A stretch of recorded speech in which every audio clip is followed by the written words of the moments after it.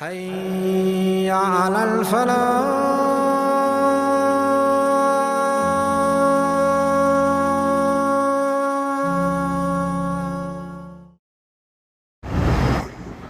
أعوذ بالله من الشيطان الرجيم.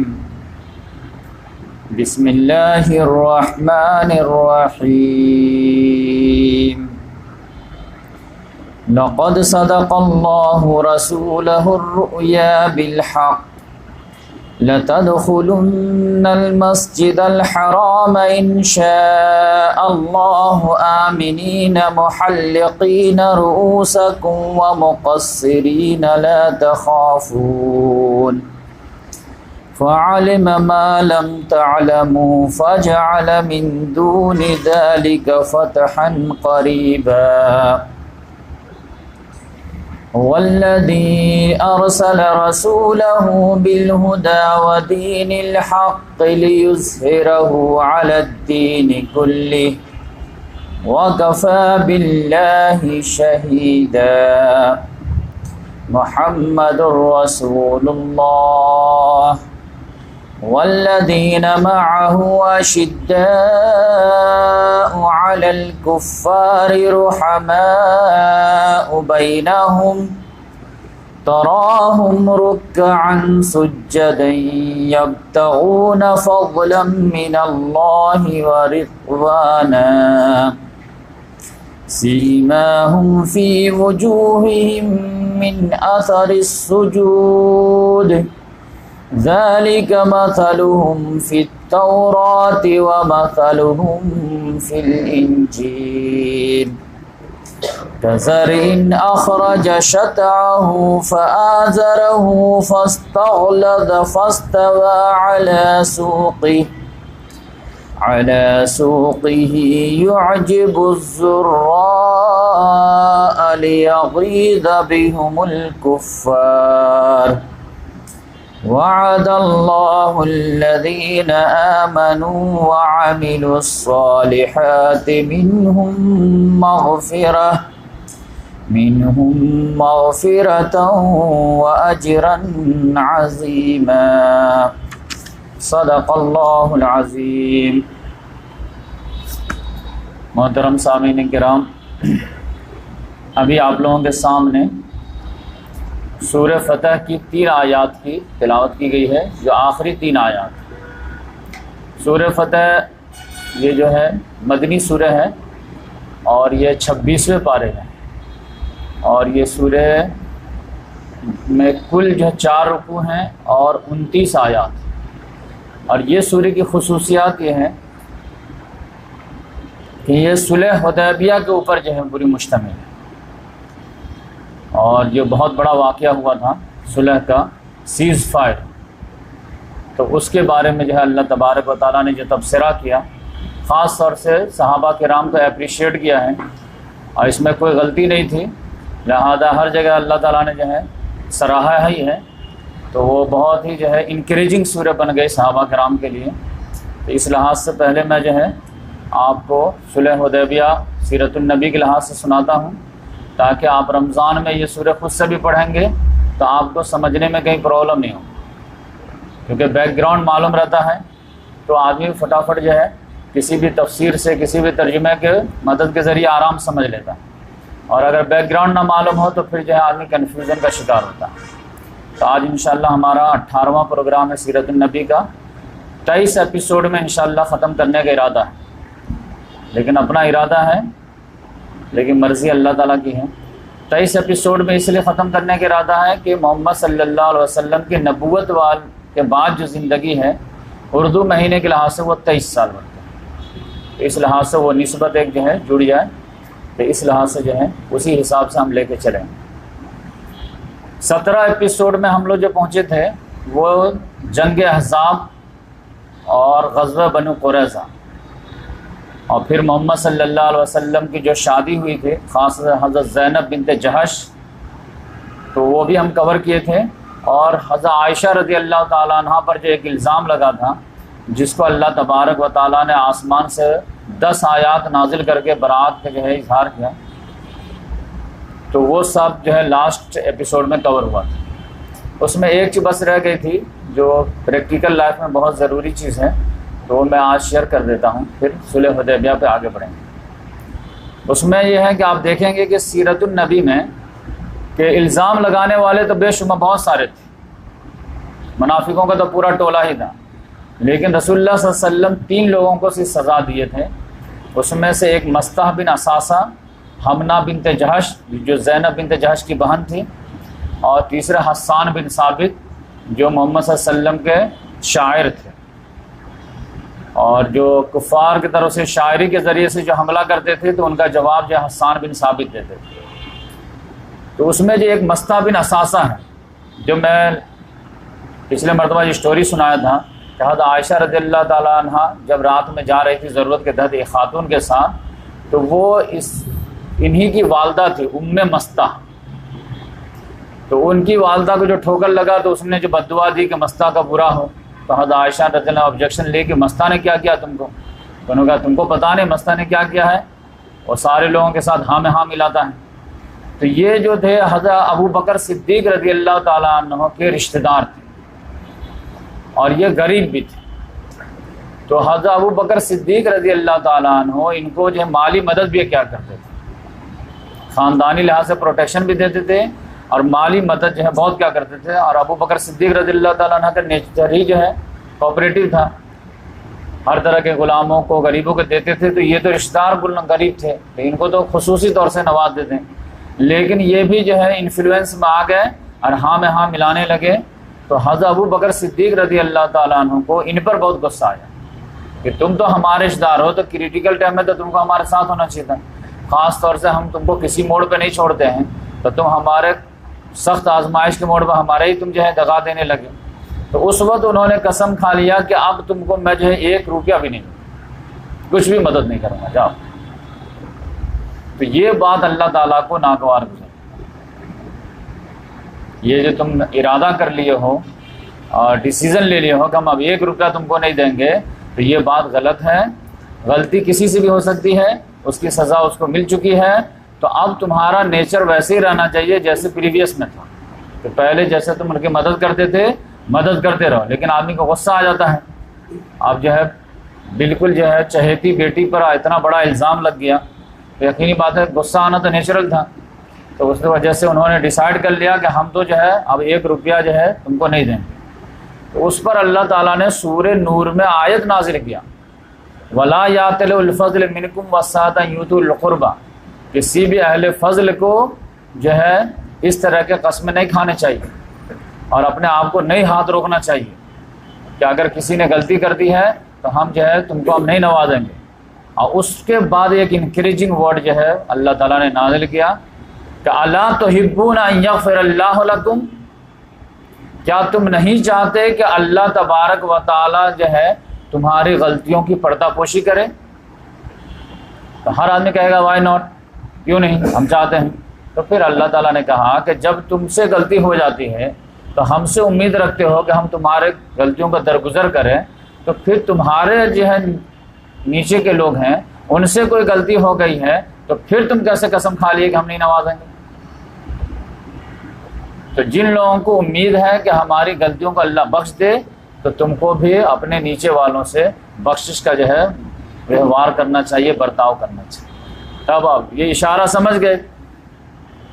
अब अल्लाह ताला ने नाम लेकर के नाजिल नहीं किया ताकि ये पूरा जो है मैसेज जो है जनरलाइज हो जाए, हर आदमी के लिए जो हो जाए कि आपके घर में आपकी बीवी से कोई ना जो है गलती हो जाए, बच्चे से गलती हो जाए, नौकरानी से गलती हो जाए, जॉब में जो है नीचे वाले से कोई गलती हो जाए, तो हर जगह अगर वो माफ़ी मांगे तो फ़ौरन माफ़ कर देना चाहिए। और यही आयत जो है दिमाग में स्ट्रक कर लेना चाहिए कि अला तुहिब्बूना अन यग़फ़िरल्लाहु लकुम, क्या तुम ये नहीं चाहते कि अल्लाह ताला भी तुम्हारी गलतियों को माफ़ करे? तो हाँ, हम चाहते हैं। तो फिर तुम भी अपने नीचे वालों के साथ यही मामला करो, तो हम तुम्हारे साथ आखिरत में यही मामला करें। अब सुलह हुदैबिया पे आते हैं हम लोग। मोहम्मद सल्लल्लाहु अलैहि वसल्लम ग़ज़वे अहज़ाब के बाद ही एक जो है स्टेटमेंट दे दिए थे कि आज तक ये लोग हम पर अटैक करते रहे, बदर में आए, उहद में आए, खंदक में आए, लेकिन अब हम इस पर चढ़ाई करें, क्योंकि ये चले गए हैं नाकाम, लेकिन जो है वॉर ख़त्म नहीं हुई है, मिशन ख़त्म नहीं हुआ। हमारा मिशन है अल्लाह के दीन पर अल्लाह की हुकूमत को कायम करना, और उसमें सबसे बड़ी बात अल्लाह का जो घर है वो ख़ास तौर से मक्का में है, तो मक्के में जो है बैतुल्लाह को बुतों की गंदगी से पाक करना और मक्का और मदीना को जो है सेंटर बनाना। लिहाजा ये मिशन ख़त्म नहीं हुआ। लिहाजा आज तक ये आते थे, अब हम इन पर चढ़ाई करें। यानी इसमें मैसेज था सहाबा किराम को कि अब इनके अंदर इतनी हिम्मत नहीं होगी कि इतनी बड़ी तादाद जमा कर पाएँ और इतने बड़े साजो सामान मुहैया कर पाएँ, अब फिर ये लोग ले करके चढ़ दौड़े। अब ऐसा नहीं होने वाला। तो अब हमको जब मौका मिलेगा हम इन पर जो है चढ़ाई करेंगे। तो जो है कुछ ही दिनों के बाद, तकरीबन 1 ही साल के बाद मामला अल्लाह ताला ने ऐसा कर दिया कि मोहम्मद सल्लल्लाहु अलैहि वसल्लम ख्वाब देखे।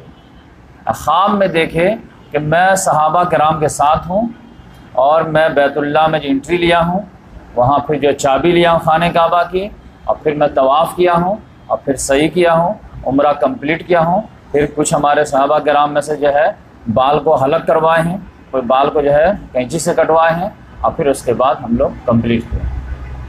अब ये नबी का ख्वाब था। अब नबी का ख्वाब तो वही होता है। हज़रत इब्राहीम अलैहिस्सलाम को भी अल्लाह ताला ने नहीं ख्वाब ही में दिखाया था कि अपने बेटे को ज़बह करो, तो उन्होंने तैयार हो गए थे। तो इस लिहाज से अब लेकिन मसला यह था कि 1 ही साल पहले किसी तरह मदीना में रह करके डिफेंस कर लिए थे, वही बहुत बड़ी कामयाबी मानी जा रही। अब कहा जा रहा कि नहीं, अब जो है उम्रा करने हम लोग जाएंगे। तो समझिए कि जो है शेर के जो है कछार में आप खुद जा रहे हैं। जहां से किसी तरह जो है 5-6 साल पहले हिजरत करके भाग वहां से आए थे, अब वो जो है उनके यहाँ जाएंगे तो छोड़ देंगे। लेकिन ये ख्वाब जो था ये अल्लाह ताला का इंडिकेशन था, मैसेज था, तो जाना है तो जाना है।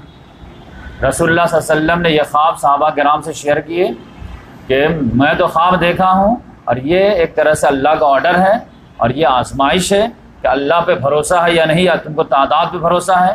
तो मैं देखना चाहता हूँ कि कौन जाता है कौन नहीं जाता। तो मैं तो तैयार, और जिसको चलना है वो चले। और फिर जो है देहातों में भी जो है ऐलान करवा दिए कि सब लोग जिसको भी चलना है, मोहम्मद सल्लल्लाहु अलैहि वसल्लम जा रहे हैं, यकीनी बात है कौन नहीं जाना चाहेगा। और फिर तुम लोग 6 साल से जो है जब से हिजरत करके आए हो तब से हज उम्रा से महरूम हो, खाने काबा के दीदार से महरूम हो, तो ये गोल्डन चांस मिल रहा है। और यकीनी बात है कि उन लोगों की निगाह में हज उम्रा करना, बैतुल्लाह का तवाफ़ करना, समझिए कि वैसे ही ज़रूरी था जैसे हमारे यहाँ जुमा की नमाज ज़रूरी। किसी जाहिल से जाहिल को जो है कह दिए नहीं काम करो, तुमको 200 रुपये एक्स्ट्रा देंगे, जुमा नमाज नहीं जाओ। अरे जुमा पैसा रखिए आप अपने पास, हम जुमा पढ़ेंगे। मतलब एक बैठ गए ना बात, चाहे रोड पे पढ़ेंगे, कहीं पे पढ़ेंगे, जान नमाज नहीं रहेगा, नीचे में पढ़ जाएंगे, कीचड़ में सजदा कर लेंगे, लेकिन जुमा नहीं छोड़ेंगे। कुछ ही बदनसीब ऐसे हैं जो जुमा को भी चाहे लाइटली लेते हैं, वरना आमतौर से जाहिल हो, पढ़ा लिखा हो, कोई भी हो, मजदूर हो, कोई भी हो, जुमा की कितनी कदर करता है, कितनी अहमियत है। तो उसी तरह उनकी निगाह में वो खाने काबा की अहमियत, वो नहीं गए हफ्ते में तो उनका दिल ही नहीं लगता था कुछ खोया खोया। तो आप समझिए कि हमारे यहाँ किसी को अगर जो है 5 साल से जुमा बंद हो जाए तो कितना ज़्यादा उसके अंदर जो है एहसास महरूमी होगी। तो इस लिहाज से जो है मुहाजिरीन सहाबा किराम जो थे उनको तो शिद्दत से बेचैनी थी कि खाने काबा का दीदार तो 5-6 साल से नहीं हुआ। बकिया जो और अरब वाले भी जो है महरूमी का जो है शिकार थे। तो अब मोहम्मद सल्लल्लाहु अलैहि वसल्लम ने जनरल ऐलान करा दिया सबको कि भाई मैं जा रहा हूँ, जिसको चलना है चलो। तो मक्के के जो सहाबा किराम थे, खासकर मुहाजिरीन और खुसूसी तौर से अंसार में से, ये लोग तैयार हुए तकरीबन 1500 के करीब। 1400 जो है ज़्यादातर आता है, 1500 भी आता है, तो 1400-1500 लोग तैयार हुए। और देहातों में से आम तौर से लोगों ने काहिली की, तैयार होने में लेट किया। मोहम्मद सल्लल्लाहु अलैहि वसल्लम कहे कि ये तैयार होने में लेट है, इसका मतलब ये टाल मटोल करना चाह रहा था, जाने दो। अगर जाना रहता तो बहुत तेज़ी से तैयारी करते, लेकिन धीरे धीरे जो है तैयारी करे, इसका मतलब जाने का मन नहीं, रहने देना। तो ये अल्लाह ताला ने उस पर जो बहुत तबसरा किया है सूरह फतह में, जब पढ़ेंगे आप। तो 1400 सहाबा किराम को लेकर के निकले मोहम्मद सल्लल्लाहु अलैहि वसल्लम एक ज़िक़ादा को, ज़िक़ादा के बाद ज़िलहिज्जा, और 2 शंबा का दिन था, मंगल का दिन था। मोहम्मद सल्लल्लाहु अलैहि वसल्लम यहाँ से निकले तो अब यकीनी बात है इतना बड़ा काफिला निकल रहा है, तो मक्के वाले को जो है पता लग गया कि जो है मोहम्मद सल्लल्लाहु अलैहि वसल्लम आ रहे हैं। तो उन लोगों ने फ़ौरन जो मीटिंग बुलाई और फ़ौरन जो डिसीज़न लिए कि ऐसे कैसे पॉसिबल है कि इनको हम आने देंगे, इनको आने देंगे और तो ये आएंगे तो ये तो अपने मुताबिक जो है उम्रा करेंगे, तब तो मक्के में 2 दिन हो जाएगा। मुशरिक हमारे तरह अगर उम्रा करे कोई मसला नहीं है, लेकिन ये तो अपने हिसाब से करेंगे तो ये 2 हो जाएगा, तो ये तो एक्सेप्टेबल नहीं है। और अगर हम जो है आने देते हैं तो फिर यकीनी बात है कि जो है पूरे अरब में हमारी जो है बदनामी हो जाएगी। तो इस लिहाज से उन्होंने डिसाइड किया कि किसी भी हाल में जो है हम इनको आने नहीं देंगे। लेकिन नहीं आने देंगे तो उसमें एक प्रॉब्लम है कि मक्के में जो बाहर लोग हैं उनके आवाम को हम क्या जवाब देंगे, क्योंकि खाने काबा जो है ये पूरे इंसानियत का जो है कलेक्टिव एसेट, ये अल्लाह का घर है, तो कोई भी अल्लाह का बंदा यहाँ पे आ सकता है, तो आप कौन होते हैं मना करने वाले। तो ये भी एक मसला था कि अरबी के लोग जो है मदीना से चल करके मक्का आ रहे हैं और वो जो है उम्रा करने के लिए आ रहे हैं, तो आप मना करने वाले कौन होते हैं। तो ये भी डर था। लेकिन ये भी था कि अलाउ करते हैं तो प्रॉब्लम ये है कि अपने हिसाब से करेंगे तो 2 दिन एक्सेप्टेबल हो जाएगा। लेकिन उन्होंने जो है मीटिंग में यही पास हुआ कि इनको रोकना है, लिहाजा उन्होंने जो है 200 घोड़सवारों का जो है एक दस्ता तैयार किया और खालिद बिन वलीद रज़ी अल्लाह ताला अन्हु को कमांडर बनाया। और उन्होंने कहा कि जाइए और आप पहले रास्ता आगे ही से रोक दीजिए।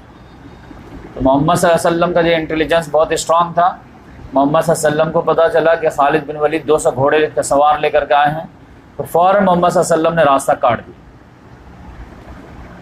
लेकिन फिर उन्होंने देखा कि इधर गया, तो फिर उन्होंने भी जो है फिर पीछा किया और हुदैबिया के मुकाम पर आकर के मोहम्मद सल्लल्लाहु अलैहि वसल्लम की ऊँटनी जो है जिसका नाम कस्वा था वो बैठ गई। अब लोग उठा रहे, उठो, तो उठ ही नहीं रहे, हल हल कर रहे हैं लेकिन उठ ही नहीं रहे। सब लोग बोलने लगे कि ये कस्वा अड़ गई है, एरोगेंट हो गई।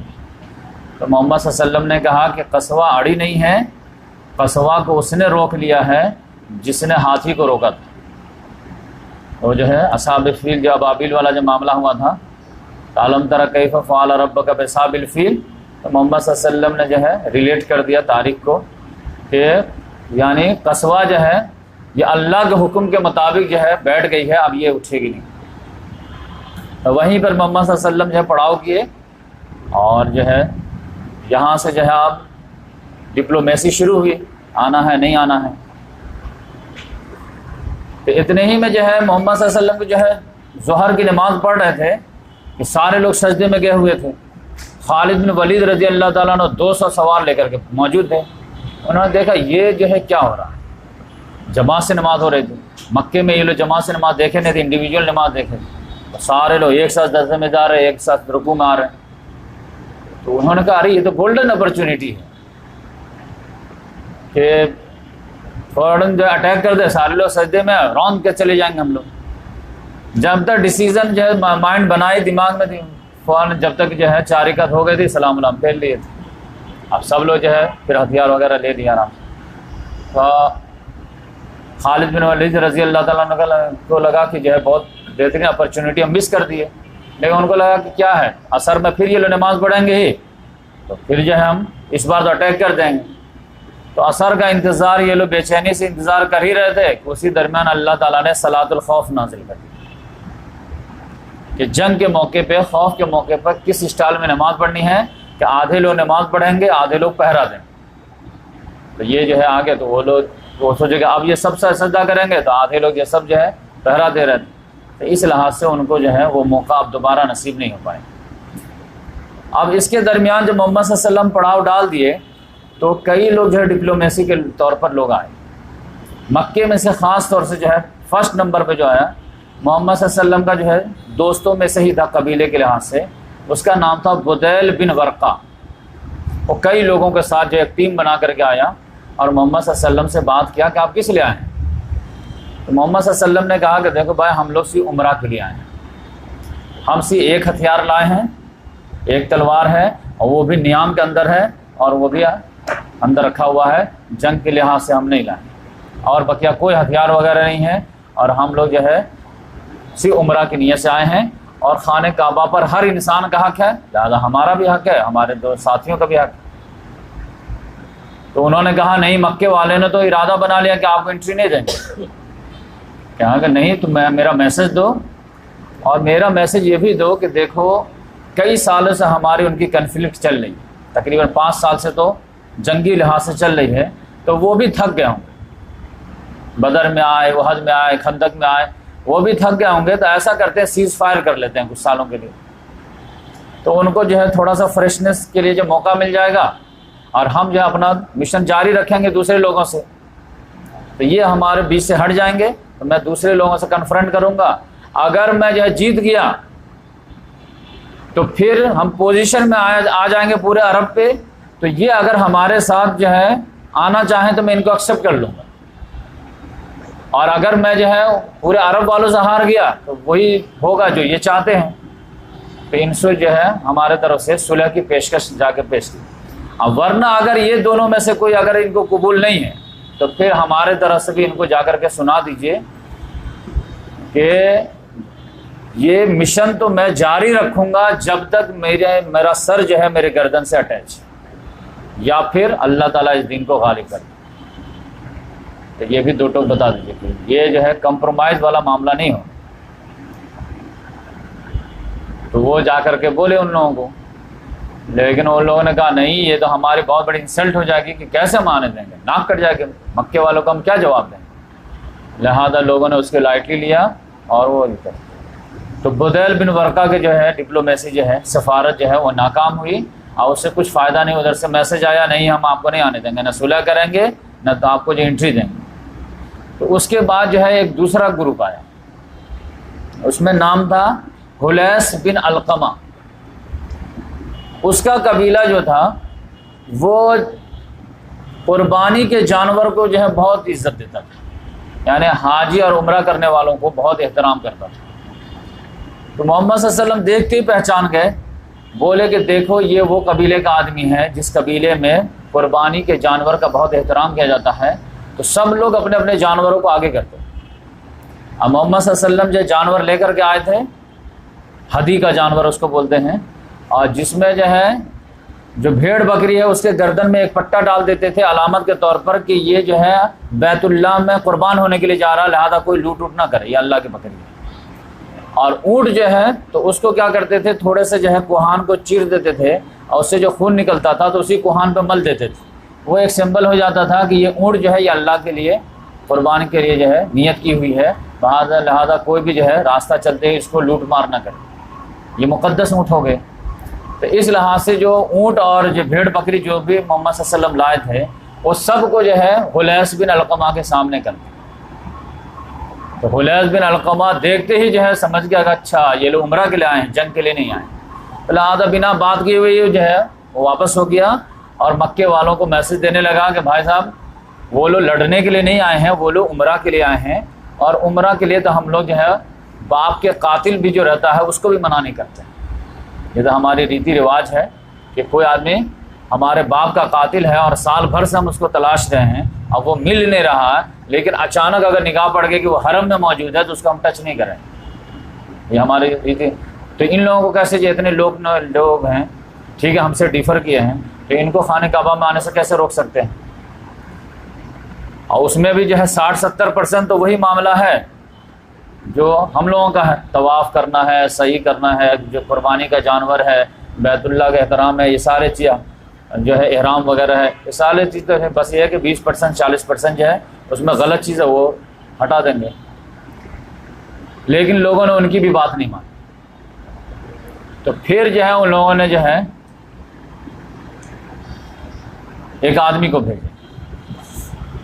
जब तक मोहम्मद सल्लल्लाहु अलैहि वसल्लम ने भी जो है अपने तरफ से एक आदमी को भेजे कि पता नहीं ये लोग आते हैं सही से मैसेज कन्वे कर पाते हैं या नहीं कर पाते हैं, हमारा मौक़िफ़ वहाँ पर रख पाते हैं या नहीं रख पाते हैं, तो ये पता नहीं चल रहा। तो हमारे तरफ से भी एक बंदा चला जाए और क्लियर कट जो है कुरैश के जो है नौजवानों से या सरदारों से बात करें। तो हज़रत उमर फ़ारूक रज़ी अल्लाह ताला अन्हु को मोहम्मद सल्लल्लाहु अलैहि वसल्लम ने कहा कि उमर तुम जाओ और जा कर के क्लियर कट जो है पैगाम पहुँचाओ हमारा कि हम लोग उम्रा के लिए आए हैं, जंग के लिए नहीं आए। हज़रत उमर रज़ी अल्लाह ने कहा कि या रसूलल्लाह देखिए हमारा पूरा ख़ानदान जो है मुसलमान हो गया है, तो हमारा कोई जो है बहुत पावरफुल है, एक तो पावर वाला ख़ानदान तो था नहीं बनु अदी का, उसमें से मोस्टली जो ईमान ले आए हैं, तो लिहाजा वो लोग हम पे चढ़ दौड़ेंगे तो हमारे को बचाने वाला हमारे ख़ानदान का कोई फ़र्द नहीं। तो उस लिहाज से मैं आपको मशवरा देता हूँ कि आप जो है उस्मान गनी रज़ी अल्लाह ताला अन्हु को भेजिए, वो जो बनु उमय्या ख़ानदान के हैं और मैन जो दुश्मनी पे जो आमादा है वो बनु उमय्या ही ख़ानदान है, लिहाजा उनको जो है ख़ानदानी लिहाज से कोई टच नहीं करेगा। तो मोहम्मद सल्लल्लाहु अलैहि वसल्लम को लॉजिकल लगा, तो मोहम्मद सल्लल्लाहु अलैहि वसल्लम ने उस्मान गनी रज़ी अल्लाह ताला अन्हु को बुलाए कि आप जाओ और जा कर के क्लियर कट मैसेज दो, पैगाम दो हमारा, अब फिर देखो कि वो क्या होता है। तो इस लिहाज से जो है हज़रत उस्मान गनी रज़ी अल्लाह ताला अन्हु जो है पैगाम लेके गए, जबकि मोहम्मद सल्लल्लाहु अलैहि वसल्लम के दामाद थे। अब ये जो है कोई गारंटी नहीं थी कि वो रिश्तेदारी का लिहाज करेंगे या फिर जो है इस्लाम दुश्मनी में कत्ल भी कर देंगे, लेकिन मोहम्मद सल्लल्लाहु अलैहि वसल्लम रिस्क लिए। Charity begins at home. अब इधर जो ये गए तो सारे रिश्तेदार जो रिश्तेदारी निभाने लगे। उस्मान गनी रज़ी अल्लाह ताला अन्हु से बहुत दिनों के बाद मुलाकात हुई, तो हाय हेलोई में बहुत टाइम पास हो गया। फिर सारे लोग जो ऑफ़र भी किए कि उस्मान बहुत दिनों के बाद आए हो तो तुम जो है उम्रा कर लो, कम से कम तवाफ़ कर लो, बहुत दिनों से ख्वाहिश रहे होगी। उन्होंने कहा नहीं, हम ज़रूर आए हैं और हमारी ख्वाहिश ज़रूर है, लेकिन मोहम्मद सल्लल्लाहु अलैहि वसल्लम के बगैर हम उम्रा नहीं कर पाएंगे। जब मोहम्मद सल्लल्लाहु अलैहि वसल्लम उम्रा करेंगे तो उनके साथ मैं करूँगा, तो इस लिहाज से मैं नहीं करूँगा। तो लोगों ने कहा कि अच्छा ठीक है तुम बैठो और हम लोग थोड़ा मशवरा करते हैं। तो वो मशवरा में कई दिन मीटिंग वगैरह लग गया, डिसीज़न ही नहीं ले पा रहे थे कि इनको जो है उम्रा करने दें या ना करने दें। रोकते हैं तो बकिया अरब वालों को क्या जवाब देंगे, नहीं रोकते हैं तब भी लोग जो है सवाल उठाएंगे कि 2 दिन एक मक्के में कैसे। तो इस लिहाज से वो लोग कन्फ्यूज थे और डिसीज़न नहीं ले पा रहे थे। यानी हॉक्स एंड डॉग्स का मामला वहाँ भी चल रहा था। कुछ लोग समझदार थे कि भाई उम्रा करने आ रहे हैं, अपने को पैसा ही मिलेगा, विजिटर जितने आएंगे, टूरिस्ट जितने आएंगे उतना ही अच्छा है, लेकिन जो हॉक्स टाइप के थे वो कैसे। तो उस लिहाज से जो है उनके दरमियान भी जो है कन्फ्लिक्ट का मामला था। उतने ही में उन लोगों ने जो एक आदमी को भेजा, उर्वा बिन मसूद रज़ी अल्लाह, ये बाद में ईमान लाए, ये अब्दुल्ला बिन मसूद रज़ी अल्लाह ताला अन्हु के भाई थे। ये बहुत बड़े डिप्लोमेट्स थे और बहुत बड़े आदमी थे। ये आए तो मोहम्मद सल्लल्लाहु अलैहि वसल्लम से बात की। तो बात करने में जो है ना ये बराबर जो है डिस्करेज करने की कोशिश की मोहम्मद सल्लल्लाहु अलैहि वसल्लम। बोले देखिए कि आप जो है एडवेंचर मत कीजिए। अभी 1 साल पहले आप देखिए कि 12,000 का लश्कर पहुंचा था आपके घर में। अब ये कैसे पॉसिबल है कि आप 1400 लेकर के आए हैं, किसी को भी उठा के ले आए हैं, और आप सोच रहे हैं कि मक्के वालों को जो है आप चैलेंज कर देंगे। मक्के वाले 4000 तो कम से कम गए थे यहाँ से, बकिया गतफान के थे, यहूद के थे, लेकिन सॉलिड फौजी जो थे ग़ज़वे अहज़ाब में वो तो 4000 थे कि नहीं। तो 4000 का मुकाबला ये 1400 करेंगे। तो थोड़ा होश के नाखून लीजिए, और ये मक्के वाले इसको एज ए चैलेंज समझ रहे हैं, लिहाजा आप अपने आप को भी जो है ख्याल कीजिए। और ये जंग अलग चीज़ है, जब जंग शुरू होगी ना तो ये जितने भी आपके साथ में जय जय का नारा लगाने वाले हैं सब छटक जाएंगे, तो बीच में मुसीबत में आप पड़ जाएंगे। तो अबू बकर सिद्दीक रज़ी अल्लाह ताला अन्हु वहीं पे थे, उनको इतना गुस्सा आया, इतना गुस्सा आया कि बहुत ही सख्त अल्फाज इस्तेमाल, इतना सख्त अल्फाज इस्तेमाल किए कि आप जो है इमेजिन नहीं कर सकते। उसको बेस बना करके लोग उलमाए किराम ने एक मसला दरियाफ्त कर लिया। अब मैं तो सोच रहा था कि ये वाक़या सुनाओ ना सुनाओ, सुनाओ ना सुनाओ, क्योंकि बहुत सारे लोग जो है वीडियो देखते हैं, लेकिन कोई हक बात छिपा भी नहीं सकते, तो मैं सुना ही देता हूँ।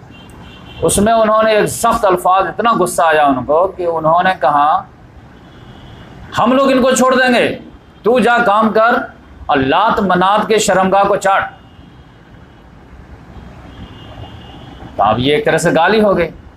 उलमाए किराम ने इससे डिराइव कर लिया कि गुस्ताख रसूल को गाली देना जायज़ है, बल्कि सुन्नत, जबकि गाली देना जायज़ कैसे हो सकती है, गाली देना सुन्नत कैसे हो सकती है, तो गाली तो गाली है। लेकिन यहाँ पे मसला ये था कि ये जो अल्फाज थे, गर्चे कभी अल्फाज हैं, लेकिन ये गाली नहीं थी, ये प्रैक्टिकल मामला था। मक्के के लोग जो है दौरे जाहिलियत में लात मनात के शर्मगाह को वाकई में चाटा करते थे। तो अब जो करते थे वही करने के लिए कहाँ गया? कोई शिवलिंग को अगर पूछता है तो कहाँ जाए? जाके शिवलिंग को पूछ। कोई गाय की पेशाब पीता है तो कहें जाके गाय मूत्र को पियो जाके, हमसे क्या बात करते हो? तो ये तो गाली नहीं होगी ना, वो तो तुम कर रहे हो और उसको अच्छा मुकद्दस समझ के कर रहे हो।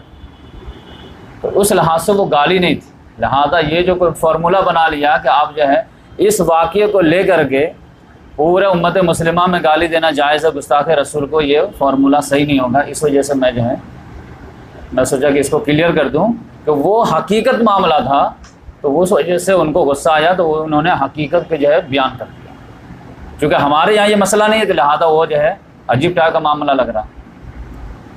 जैसे अभी सऊदी वगैरह में, अरब में जाकर के बोलिए कि दुनिया में एक मुल्क ऐसे भी है जहाँ जो है दूध जो है सस्ती है, गाय के दूध जो है 50 रुपये है, गाय के पेशाब 100 रुपये है। तो कोई मानेगा क्या? लेकिन जो है पतंजलि में जाकर के आप पूछिए कि गौ मूत्र क्या रुपये की लीटर है और जो है गाँव के जो दूध क्या रुपये है, तो बाबा रामदेव बता देगा आपको कि गाँव को मूत्र लेना है तो 100 रुपये लीटर है और गाय का दूध लेना है तो 50 रुपये है। अब पूरी दुनिया में तो कोई बिलीव नहीं करेगा, लेकिन हमारे प्रैक्टिकल है। किसी को आपको जाके बोलिए कि गाय के नाम पर, जानवर के नाम पर हमारे इंसान को मारा जाता है, तो मानेगा क्या? ऐसा कैसे हो सकता है? कहाँ होता है?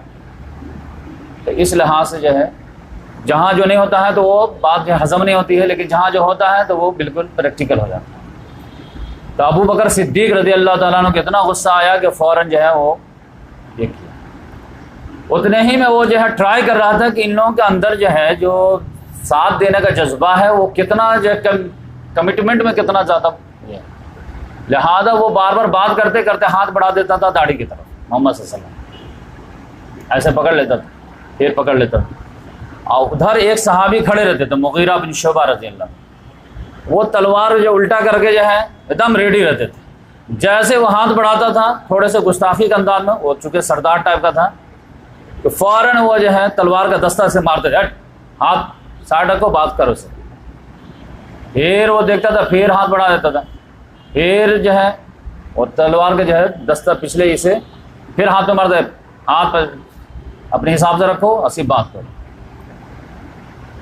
तो इस तरह से वो जो है आजमाना चाह रहा था कि ये लोग कितनी मोहब्बत करते हैं मोहम्मद सल्लल्लाहु अलैहि वसल्लम से। तो अबू बकर सिद्दीक रज़ी अल्लाह ताला तो समझे कि आपे से बाहर हो गए जब ये, और इधर जो है ये एक लफ्ज़ जो है थोड़ा सा हल्के से हाथ का इशारा भी जो बर्दाश्त नहीं कर रहे हैं, उसमें फिर सहाबा किराम को महसूस हो गया कि ये हमको आजमा रहे कि हम कितनी मोहब्बत करते हैं मोहम्मद सल्लल्लाहु अलैहि वसल्लम से। तो सहाबा किराम ने भी कहा कि अच्छा दिखाते हैं हम कितनी मोहब्बत करते हैं। लिहाजा वो बैठे हुआ था ही कि नमाज का टाइम हो। जैसे नमाज मोहम्मद सल्लल्लाहु अलैहि वसल्लम वज़ू बनाने के लिए बैठे कि सहाबा किराम जो है मोहम्मद सल्लल्लाहु अलैहि वसल्लम के जो है कुल्ली का पानी गिरने नहीं देते थे कि हाथ में ले लेते, और सब लोग अपने अपने हाथ पे बदन पे मलते थे। यहाँ तक कि मोहम्मद सल्लल्लाहु अलैहि वसल्लम ने थूक भी फेंका तो फ़ौरन किसी साहब ने हाथ बढ़ा लिया और अपने हाथ पे मल लिया। और ये जो है शर्मा करके खाली कनखियों से देखता था। और फिर ये इतनी ज़्यादा जो है रिस्पेक्ट थी इसके मुंह की कुल्ली नहीं गिरने देते हैं, मुंह का थूक नहीं गिरने देते हैं, और सब लोग अपने बदन पे मल लेते हैं। इतना तो किसी बादशाह को भी कोई एहतराम नहीं करता होगा, कोई बड़े से बड़े सेठ का भी कोई एहतराम नहीं करता होगा। तो ये जो डायलॉग बोला था कि ये सब जब जंग के वक्त आगे तो छटक जाएंगे, तो इसने तो जब देखा ये मामला तब तो ये शर्मा कर रह गया। इतना शर्माया कि भरी निगाह देख भी नहीं पा रहा था कि क्या मोमेंट चल रहा, बस जो है देखता था, शर्मा जाता था, नज़र नीधर कर लेता था। अब इससे भी जो है वो थूक वाला मसला चल गया। बुजुर्ग लोग कहे कि अब हमारा थूक भी जो है तुम लोग मलो, ये भी सुन्नत। भाई ये सुन्नत नहीं था, ये एक ओकेजन का मामला था। इसके अलावा आपको पूरे हिस्ट्री में मोहम्मद सीरत में आपको कहीं दोबारा जो है ये वाक़या नहीं मिलेगा। तो जहाँ पे ज़रूरत हो जाती है वहाँ पे जो है वो करना पड़ता है। यहाँ पर से अफेक्शन देना था कि मोहम्मद सल्लल्लाहु अलैहि वसल्लम अगर आगे बढ़ जाएंगे तो जब तक जो है 14 से कटेंगे नहीं तब तक पीछे हटेंगे नहीं। तो वो जो है टेस्ट करना चाह रहा था तो सहाबा कराम ने और आगे बढ़ करके टेस्ट करके दिखा दिया। तो इस लिहाज से वो ये सब वाक़या जो आपको, अब तो व्हाट्सअप का ज़माना है, आप जानते हैं कि हर तरह के हदीस, हर तरह के वाक़े जो है लोग शेयर करते रहेंगे। ये कैसे, इसको कैसे बिलीव करोगे, इसको कैसे मानोगे, इसको मैं चाह के सारे जो हार्ड मामले हैं वो भी क्लियर करता चलूँ, और उससे जो कंक्लूजन निकालते वो तो और ख़तरनाक हो जाता, नीम हकीम ख़तरे जान, नीम मुल्ला ख़तरे ईमान हो जाता। तो उस लिहाज से जो है मैं सोचा कि इसको ही बता दूँ। तो उर्वा बिन मसूद जो है वो यहाँ से जब गया वहाँ पे तो लोगों को बताया कि देखो भाई उनको आने दो, उम्रा करने दो, क्योंकि हम देखे हैं कि वो लोग बहुत ख़तरनाक आदमी हैं। 1400 हैं, अगर वो उनका लीडर जो हाँ बोल दिया तो फिर तो वो हिलने वाले नहीं हैं। तो आप 1400 को गुजर करके तुम जो है कामयाबी पा पाओ। तो वो लोग अगर एक एक को भी मारेंगे तो 1400 तो तुम्हारे क्या। तो बेहतर यह है कि तुम उनको जो है आने दो और वो आके चले जाएंगे। और उसने जो फिर जो कहा है कि देखो भाई मैं ऐसे जो है हवा में तीर नहीं मार रहा हूँ, मैंने कैसर के भी दरबार देखे हैं, किसरा के भी दरबार देखे हैं, नजाशी के भी दरबार देखे। यानी रोम के बादशाह का लक़ब कैसर था और ईरान के बादशाह का लक़ब जो किसरा था, और जो है हबशा के बादशाह का नाम जो लक़ब नजाशी था। मैंने हर के दरबार देखे हैं, कहीं के दरबारी को अपने बादशाह से इतनी मोहब्बत, इतनी ताज़ीम करते नहीं देखा जितना मैं देख के आया हूँ। ये नहीं है कि जो है एक मरतबा अटैकर हो गए, 2-4 को गिराओगे सब भाग जाएंगे, लीडर पकड़ा जाएगा, ऐसा नहीं हो। 1400 से तुमको लड़ना पड़ेगा। तो जो है फिर भी जो है वो लोग अड़े के अड़े रह गए। इधर उस्मान गनी रजी अल्लाह ताला उधर थे, उर्वा बिन इधर मसूद इधर थे। उस्मान गनी रजी अल्लाह ताला ने आने में ताख़ीर हुई तो एक बात उड़ गई कि ऐसा लगता है कि उस्मान आ नहीं रहे। तो ऐसा लगता है कि वो लोग मिल करके कहीं शहीद ना कर दिए। ये बात उड़ गई। अब बात चूँकि जो है अगर जाने आने में अगर 10 रोज़ लग सकता है तो 20 रोज़ हो चुका था समझिए। तो सब लोगों को शक जो है यकीन में बदलता चला गया कि वाकई में लगता है शहीद कर दिए। तो उड़ती फुड़ती खबर मोहम्मद सल्लल्लाहु अलैहि वसल्लम के भी आई और सारे लोगों में 1400 में ये यकीन हो गया कि उस्मान गनी रज़ी अल्लाह ताला अन्हु को इन लोगों ने शहीद कर दिया। तब मोहम्मद सल्लल्लाहु अलैहि वसल्लम को गुस्सा आया कि सफ़ीर का कत्ल जो है ऐलान जंग, ये एक आदमी का कत्ल का मामला नहीं है, ये सफ़ीर का कत्ल जो है ऐलान जंग है। तो अब तो हम बदला लिए बगैर नहीं लौटेंगे। अभी तक तो ये जंग नहीं चाहते थे, अब मैं जंग चाहता हूँ। कौन तैयार है जंग के लिए? तुम लोग तो उम्रा के लिए तैयार थे, जंग के लिए तो मैं लाया नहीं था। अब बोलो कौन तैयार है जंग के लिए? तो सारे सहाबा किराम तैयार हो गए। मोहम्मद सल्लल्लाहु अलैहि वसल्लम एक दरख्त के नीचे बैठे। अब फिर वहाँ पे अब चूँकि 1400 लोगों से जो बैत लेनी थी, हज़रत उमर रज़ी नीचे हाथ रख दिए ताकि हाथ थक ना जाए। और फिर तमाम सहाबा किराम आते थे, हाथ में हाथ देते थे, या रसूलुल्लाह मरते दम तक आपका साथ दें। इस तरह जो है दम लैन लगी और वाजिब ही मंजर था एकदम। एक सहाबी तो 3-3 मरतबा आके बैत की, शुरू में भी किए, बीच में किए, फिर लास्ट में। सिर्फ 1400 में से एक आदमी था, जद बिन कैस नाम था शायद, वो मुनाफिक था, उसने जो है बैत नहीं किया। बकिया 1399 लोगों ने जो है बैत किया कि हम बैत अलल मौत करते हैं, बैत अलल फतह नहीं, बैत अलल मौत।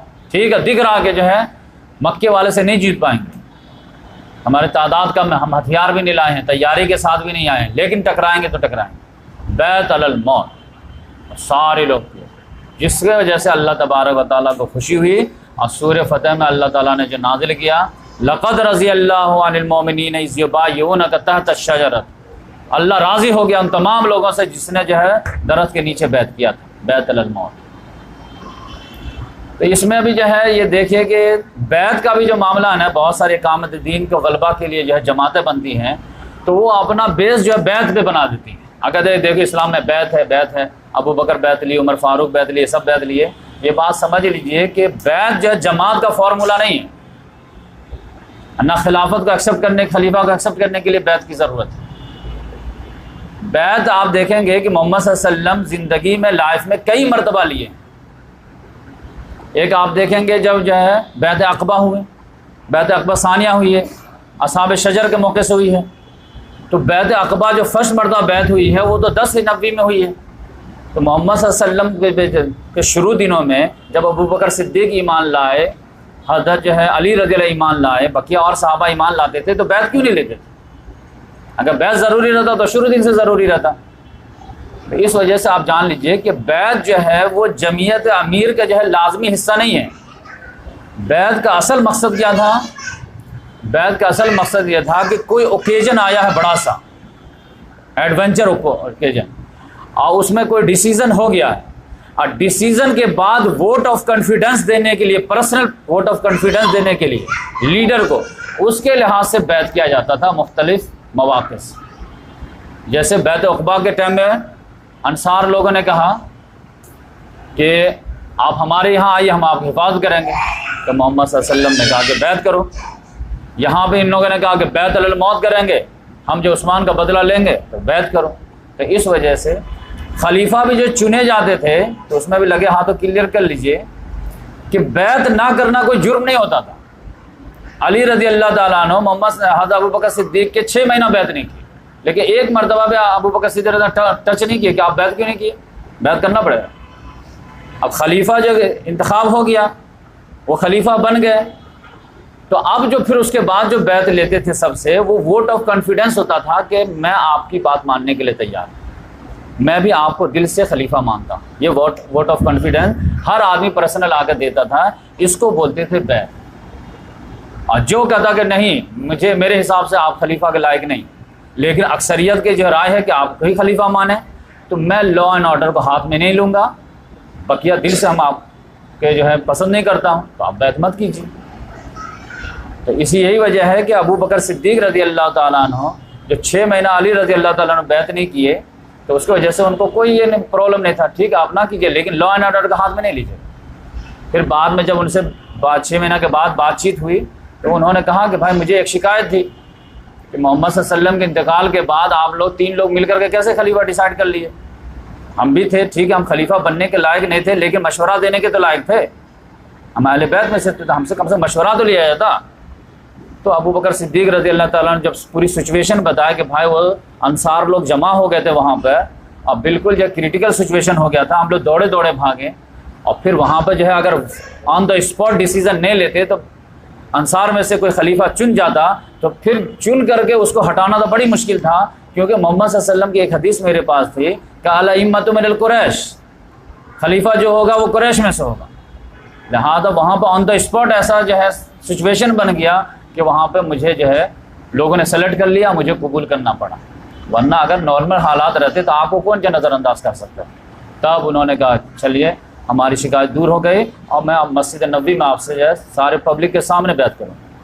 तो ये मैं आपको क्लियर कर दिया कि बहुत सारी जमातें जो हैं अपना जो है मेंबरशिप के बुनियाद जो है बैत जो बनाती हैं, तो ठीक है आप बनाइए, तो कोई हराम मामला नहीं है, लेकिन दूसरे लोग जो नहीं बनाते तो उसको जो है कमेंट पास करते कि जमीयत का फॉर्मेशन का जो बेस है वो तो बैत है, सहाबा किराम बैत पे किए थे, मोहम्मद साहब बैत पे।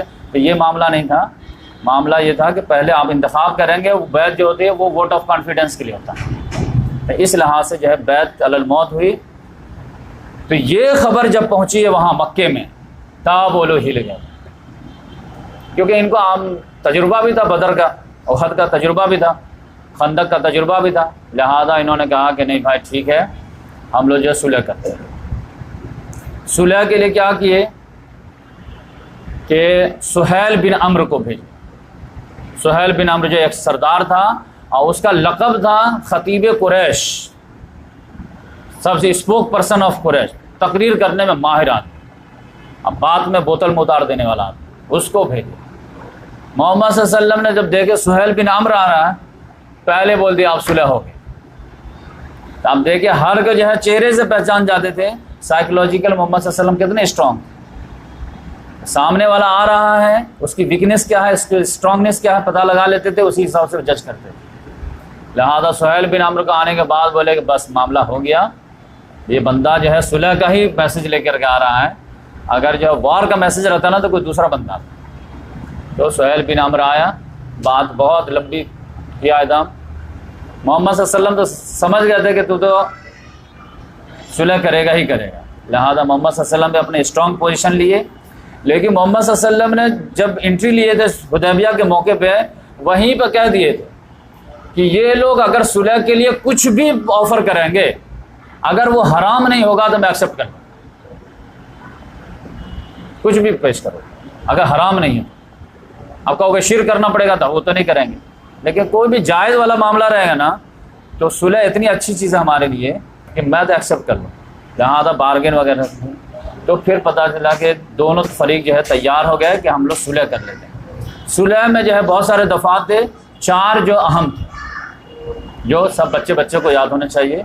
और वही जो है पहले नंबर पे ये था कि सुहेल बिन अम्र ने कहा कि इस साल आपको यहाँ से वापस जाना पड़ेगा, आप इस साल ये मक्के में एंट्री नहीं कर सकते वरना हमारी नाक कट जाएगी और बकिया अरब को हम क्या जवाब देंगे। तो आ गए, घुस गए, डर गए तुम लोग, तो इस साल बराए मेहरबानी आपको जाना, आप नेक्स्ट ईयर आ जाइए, तो हमारे इजाज़त से होगा। आप नेक्स्ट ईयर आइए, 3 दिन रहिए, और 3 दिन के लिए हम मक्का खाली कर देंगे, पहाड़ों पे चले जाएंगे, और 3 दिन तक जो है आपको भर जितना जो है इबादत करनी है कीजिए, उसके बाद 3 दिन के बाद जाएंगे। लेकिन आइएगा तो हथियार जो है नियाम में, नियाम थैले में। मोहम्मद सल्लल्लाहु अलैहि वसल्लम ने कहा ओके, एक शर्त हो गई। दूसरी शर्त यह है कि अरब के जो दूसरे कबाइल हैं, हमारे और कुरैश के और आप मुसलमानों की जंग है, बकिया जो कबाइल हैं वो जिनके साथ जाना चाहे वो उनको अलाउ होगा। कोई कबीला हमसे दोस्ती बनाना चाहता है तो वो भी हमारा पार्ट माना जाएगा, इलाही बन गया। कोई आपका इलाही बनना चाहता है तो आपका इलाही माना जाएगा। तो बनु खुज़ा जो है मोहम्मद सल्लल्लाहु अलैहि वसल्लम के इलाही बन गए, और बनु बकर जो है कुरैश के इलाही बन गए। ये दोनों नाम याद रखिएगा, फतेह मक्का में काम आए। ये 2 हो गए। तीसरे नंबर पे जो है उन्होंने कहा कि देखिए, अगर कोई लड़का अपने गार्जियन के इजाज़त के बगैर मक्का से ईमान कबूल करके आपके यहाँ पनाह लेने के लिए भाग जाता है और हम डिमांड करेंगे कि मेरा बेटा आपके यहाँ चला आया है, तो आपको वापस करना पड़ेगा। मोहम्मद सल्लल्लाहु अलैहि वसल्लम ने कहा ओके, लेकिन आपके यहाँ से कोई लड़का जो है हमारे यहाँ पनाह लेने के लिए आ जाएगा तो हम वापस नहीं करेंगे। मोहम्मद सल्लल्लाहु अलैहि वसल्लम का ओके। अब ये मामला तो इतना ख़तरनाक हो गया कि हज़रत उमर रज़ी अल्लाह ताला अन्हु को तो समझ ही नहीं, ये क्या हो रहा है, हम क्यों पीछे जा रहे हैं। एक तो ये कि इस साल आपको नहीं करना है, ये बहुत ज़्यादा जो है ह्यूमिलिएटिंग था, क्यों नहीं करेंगे, तुम्हारे नाक का मसला था, हमारे भी नाक का मसला है, हम मदीने वाले को क्या जवाब देंगे जा करके। अब फिर ये कि तुम्हारा बंदा आएगा तो हमको वापस करना, हमारा बंदा जाएगा तो वापस नहीं करोगे, ये कौन सी है, कोई लॉजिकल नहीं है। मोहम्मद सल्लल्लाहु अलैहि वसल्लम ने कहा ओके ओके, कहा चलो लिख दीजिए। तो हज़रत अली रज़ी अल्लाह ताला अन्हु को बुलाया गया कि भाई ये लिख दीजिए। उन्होंने लिखा, शुरू किया ऊपर में बिस्मिल्लाहिर्रहमानिर्रहीम। तो सुहेल बिन अम्र ने कहा वाह व्हाट इज़ दिस, कहा बिस्मिल्लाहिर्रहमानिर्रहीम, शुरू करता अल्लाह के नाम से जो रहमान रहीम है। कही who is Rahman, who is Rahim, कहा रहमान वो जो तुमको पैदा किया है। कहा अरे हम नहीं जानते रहमान, हम रहीम को नहीं जानते, हम अल्लाह को जानते हैं बस। तो जो हमारा ट्रेडिशन है वैसे लिखो, बिस्म का अल्लाह। कोई मसला नहीं था, बात तो वही थी, लेकिन जो अल्लाह ताला ने हमको स्टार्टिंग दिया बिस्मिल्लाहिर्रहमानिर्रहीम, उसमें 2 सिफ़ात भी आ जाते हैं। तो मोहम्मद सल्लल्लाहु अलैहि वसल्लम ने अली रज़ी अल्लाह अन्हु बोले कि अच्छा इसको मिटा दो, पहले तो कच्ची रचनाएँ से लिखी जाती, मिटा दो इसको, और इसकी जगह पे बिस्म का अल्लाहुम्मा लिख। तो उन्होंने कहा ठीक है, रहमान रहीम को। यही वजह है कि सूरह बनी इसराइल में अल्लाह ताला ने जो आयत नाजिल किया है, कुलिदुल्लाह अबिदुर्रहमान अय्यामन तदुफल अस्माउल हुस्ना, तुम अल्लाह को जो है रहमान से पुकारो, रहीम से पुकारो, all the good names belongs to Allah. नाम को जो है चैलेंज करने से कोई फ़र्क नहीं पड़ता है। लेकिन ये लोग अल्लाह तो मानते थे, रहमान को नहीं मानते, रहमान से बड़ी चिढ़ते थे। तो इस लिहाज से जो है वो वहाँ पे ऑब्जेक्शन लिया, मोहम्मद सल्लल्लाहु अलैहि वसल्लम एक्सेप्ट कर लिया। फिर पूरे जब दफ़ात लिख गए तो लास्ट में मोहम्मद सल्लल्लाहु अलैहि वसल्लम ने अली रज़ी अल्लाह ने कहा कि लिख दो नीचे कि ये मुआहिदा कुरैश के दरमियान और मोहम्मद रसूलुल्लाह सल्लल्लाहु अलैहि वसल्लम के दरमियान तय पाया है 10 साल के। उन्होंने कहा कि ऑब्जेक्शन था, इसमें ऑब्जेक्शन क्या, कहा कि ये रसूलुल्लाह कैसे लिखे आप, ये लिखिए कुरैश और मोहम्मद बिन अब्दुल्ला के दरमियान ये मुआहिदा तय पाया। रसूलुल्लाह में क्या प्रॉब्लम? रसूल अगर मान लेते तो लड़ाई क्यों करते? असल लड़ाई तो वही उसी की है। तो मोहम्मद सल्लल्लाहु अलैहि वसल्लम ने अली रज़ियल्लाहु ने इशारा किए, अच्छा चलो इसको रसूलुल्लाह को मिटा दो और तुम जान लो कि तुम मानो ना मानो मैं तो रसूल हूँ, लेकिन ठीक है for the sake of argument मान लेता हूँ, क्या मिटा दो। उन्होंने कलम उलम फेंक दिया, मैं नहीं मिटाऊँ, मैं कैसे मिटा दूँ रसूलुल्लाह? बोले नहीं मिटा दो, कोई मसला नहीं। तुमने कहा नहीं मुझसे नहीं हो पाएगा। बोला आज बताओ कहाँ पे लिखा हुआ है? वो तो काफ़ी इतना बड़ा हो गया था। अब मोहम्मद सल्लल्लाहु अलैहि वसल्लम तो दुनियावी लिहाज से पढ़ना लिखना जानते नहीं थे, ये तो मौजज़ा था अल्लाह ताला का। तो मोहम्मद बोले कहाँ पे लिखा हुआ रसूलुल्लाह बताओ? तो उन्होंने कहा यहाँ पे। तो अपने हाथ से मिटा दिए और बोले यहाँ पे अब्दुल्ला लिख। तो फिर जो है वहाँ पे तो अब ये जब सिचुएशन देखा गया तो फिर सहाबा किराम को बर्दाश्त नहीं हुआ। इतना क्यों पीछे जा रहे हैं, इतना क्यों पीछे जा रहे हैं? हम पे कॉन्फिडेंस नहीं, क्या ये नहीं है, क्या वो नहीं, क्या। यहाँ तक कि बहुत सारे सहाबा किराम तो दबा के रख गए, लेकिन दबाए लेकिन अंडर प्रोटेस्ट सारे थे। जैसे अभी जो है 1 घंटे के बाद लेट हो जाएगा तो अंडर प्रोटेस्ट रहेंगे, लेकिन मैं तो बोलता रहूँ जब तक कंप्लीट। तो अंडर प्रोटेस्ट सारे थे। मोहम्मद सल्लल्लाहु अलैहि वसल्लम ने कहा कि भाई देखो हो गया है, इस साल हम लोग को वापस जाना है, 10 साल के लिए नो वॉर पैक्ट हो गया है, सीज फायर हो गया है।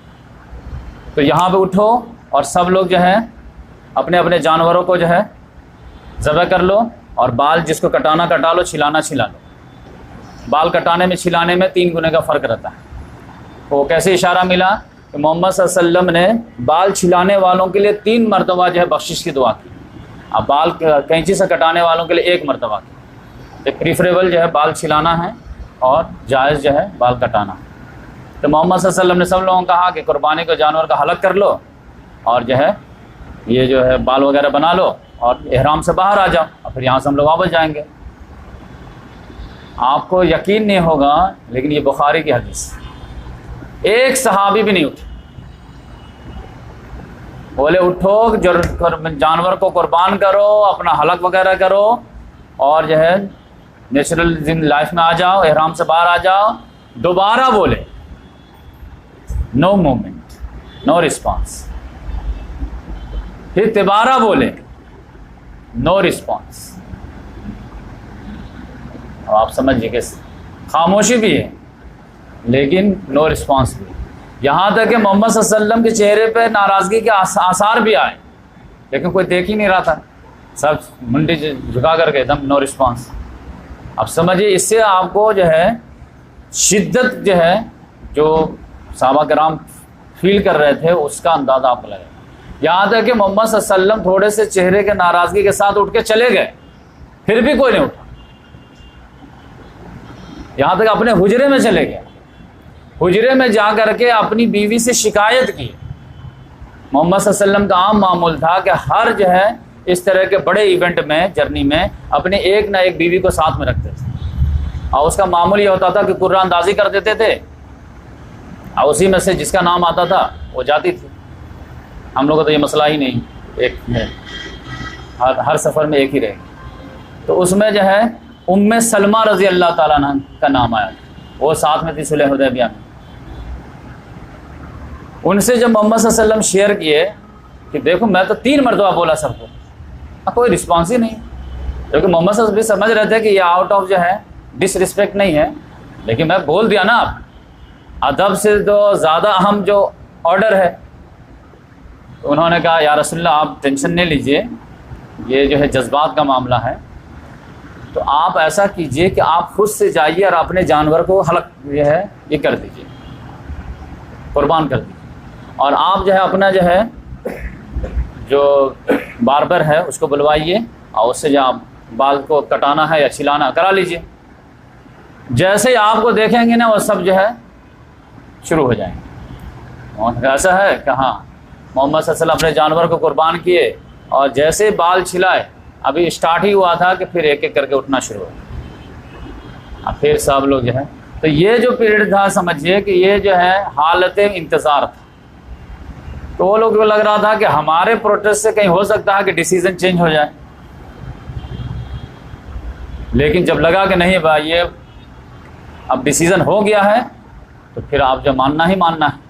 जैसे क्लास वगैरह में आप 5, 7वां या 6ठा पीरियड पढ़ाने जाएंगे ना, तो बहुत कई दिन ऐसे होंगे कि बच्चे कहेंगे सर आज नहीं पढ़ाए, आज छुट्टी दे दीजिए, 7वां आखिरी पीरियड। आप कहें नहीं पढ़ाओगे, नहीं छुट्टी, नहीं पढ़ो।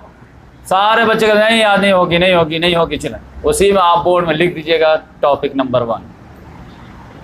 तो फिर जो है जैसे लगा कि नहीं अब मूड बन गया है टीचर का, तो फिर बच्चे जो कॉपी किताब निकालने लगते हैं।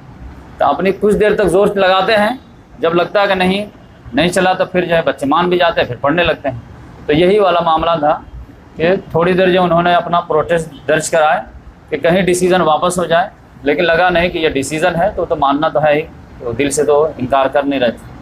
तो इस लिहाज से जो है सब लोग ये, लेकिन हज़रत उमर रज़ी अल्लाह ताला अन्हु, तो उमर रज़ी अल्लाह ताला अन्हु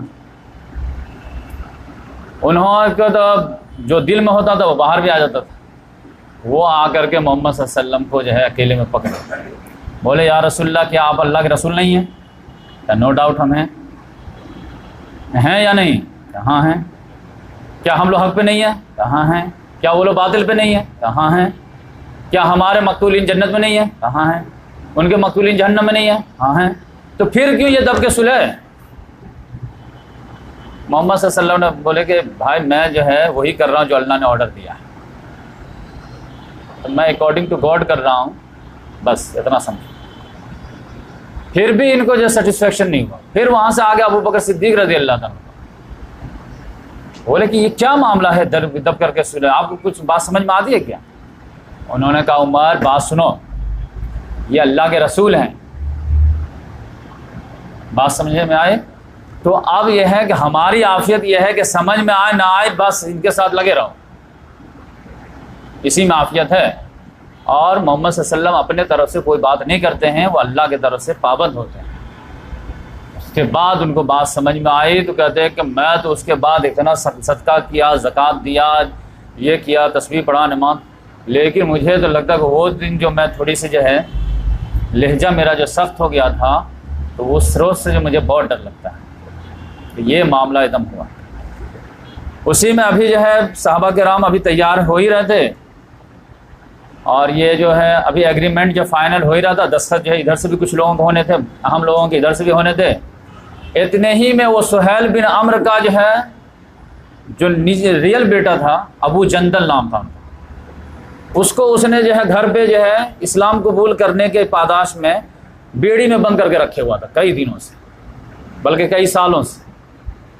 वो जो है किसी तरह औरतों वगैरह को बोल करके वो बेड़ी खुलवा लिए, और जो है घसीटते उसीटते, कुछ हाथ का खुला कुछ पाँव का लगा हुआ, घसीटते उसीटते किसी तरह वहाँ पे आ गए हुदैबिया के मुकाम में। बोले या रसूलल्लाह आप देखिए कई सालों से ये हमको बाप जो ऐसा टॉर्चर कर रहा, कैद में बंद करके रखा हुआ, दोनों हाथ बांध देता है, दोनों पाँव बांध कर देता है, खाली वक्त पे खाना दे देता है। सुहैल बिन अम्र ने कहा कि मोहम्मद सल्लल्लाहु अलैहि वसल्लम को कि देखिए फर्स्ट आपका जो है ट्राई है, इसको वापस करना पड़ेगा। कहा कि इसको वापस कैसे करेंगे, ये देखो इसकी हालत देखो तुम। कहा इसकी हालत कुछ भी रहे, अभी एग्रीमेंट में क्या बना है कि हमारा बंदा आपके अंडर में जाएगा तो आपको वापस करना पड़ेगा, और आप कहेगा तो हम नहीं वापस करेंगे, लेकिन हमारा बेटा है आया है उसको हमारे हवाले कीजिए। अब वो तो घुस गए मुसलमानों की मजलिस में, कहा वापस कीजिए। मोहम्मद सल्लल्लाहु अलैहि वसल्लम ने कहा अभी एग्रीमेंट तो पूरा नहीं हुआ ना, अभी तो दस्तखत बाकी है सब। कहा फिर दस्तखत बाकी है तो आप जाइए, मुआहदा वायदा नहीं। मोहम्मद सल्लल्लाहु अलैहि वसल्लम को मुआहदा बहुत ज़रूरी था। तो बोले कि अच्छा ठीक है मुआहदा हो गया है, तो मैं तुमको ऐसे पर्सनल बोल रहा हूँ कि मेरे खातिर जो इसको छोड़, एक रहता ना एक लेवल भी तरह रहता ना, तो मैं बोल रहा हूँ, मैं रिक्वेस्ट कर रहा हूँ कि इसको छोड़। कहा नहीं मैं किसी के खातिर नहीं छोड़। तो मोहम्मद सल्लल्लाहु अलैहि वसल्लम ने कहा अबू जंदल जाओ, सब्र करो, अल्लाह ताला कोई ना कोई रास्ता निकालेगा। वो इतना ज़्यादा जो इमोशनल होकर के चीखम पुकार के चिल्लाए कि सारे लोग जो है तड़प गए, मचल के रह गए, लेकिन डिसीज़न था, लीडर का डिसीज़न था। इमोशन अपनी जगह पर रखिए, लीडरशिप में तो लीडर की बात माननी पड़ेगी। लिहाजा हो गए रोड पे पीटते हुए, ये तो और भी ज़्यादा जज्बात में जो है आग लगाने वाला मामला था। लेकिन जैसे ही अभी थोड़ा सा सुलह हुदैबिया के मुकाम से मोहम्मद सल्लल्लाहु अलैहि वसल्लम क्रॉस किए हैं, कि सारे के दिल तो बोझल थे, लेकिन ठीक है आमन्ना सद्दकना, जब वो ईमान ले आए तो बात क्या। तो वैसे अल्लाह तबारक व तआला ने यह सूरह फतह नाज़िल किया। और सूरह फतह की स्टार्टिंग क्या मालूम है? पहली आयत इन्ना फतहना लका फतहम मुबीना। अब 29 आयत में से पहली आयत, हमने तुमको जो है ओपन विक्ट्री दिया, लैंड स्लाइडिंग विक्ट्री, फतहम मुबीना, वाज़ेह, जरा से भी दिमाग होगा तो और गौर से देखेगा तो तुम्हारी जीत हो गई। आप पूरी सूरह आई थी नाज़िल। मोहम्मद सल्लल्लाहु अलैहि वसल्लम ने महसूस किया था कि सबसे ज़्यादा जो है प्रॉब्लम किसको हुआ? उमर फारूक हुआ। क्या उनको बुलाओ। अब ये तो जो है बोलने के तो बोल दिए थे, फिर बाद में तो शर्मा रहे थे, तो मार काफिले से दूर जा रहे थे, क्या आई कांटेक्ट ना हो। मोहम्मद सल्लल्लाहु अलैहि वसल्लम ने कॉल कर दिया, उमर कहाँ, बुलाओ उनको। अब जैसे मैसेंजर क्या बुलाने के लिए, उनकी तो हालत ख़राब, के लगता है कि जो गुस्ताखी होगी उसके बारे में कोई नोटिस। ये तो एकदम डरते डरते जो है आए, मोहम्मद सल्लल्लाहु अलैहि वसल्लम ने इनको सूरह फतह सुनाए, तो वो तो बिल्कुल जो है हक्का बक्का है, ये ओपन विक्ट्री है। तब जब हम लोग गौर किए तब लगा कि हाँ वाकई में ओपन विक्ट्री।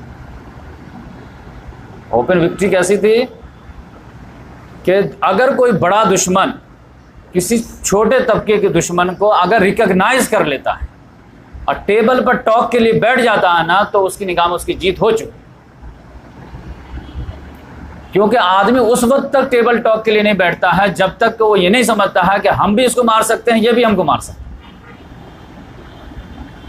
जब तक जो है बड़ा दुश्मन सोचता रहता छोटे दुश्मन को कि चुटकी उड़ा देंगे, तब तक वो मुसालिहत के लिए नहीं बैठता है। जिस रोज उसको महसूस हो जाता है कि नहीं, अगर एडवेंचर किए तो कुछ भी हो सकता है, तब वो टेबल टॉक के लिए बैठता है कि भाई आओ सुलह कर ले।